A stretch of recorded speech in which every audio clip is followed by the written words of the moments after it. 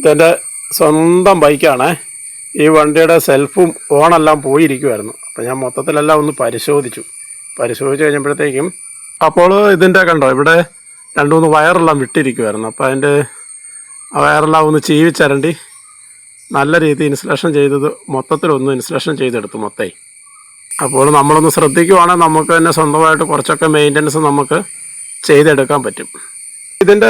ഇതിൻ്റെ ഓണ് ഇത് ശരിയായിട്ടുണ്ട്. ഇൻഡിക്കേറ്ററൊക്കെ ഓക്കെ ആയി.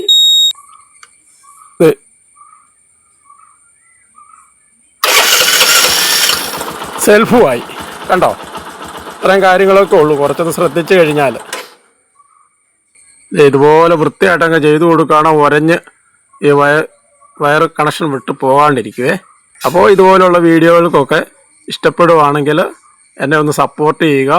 എൻ്റെ ചാനലൊന്ന് സബ്സ്ക്രൈബ് ചെയ്യുക, ലൈക്ക് അടിക്കുക, ഷെയർ ചെയ്യുക. Okay, thank you.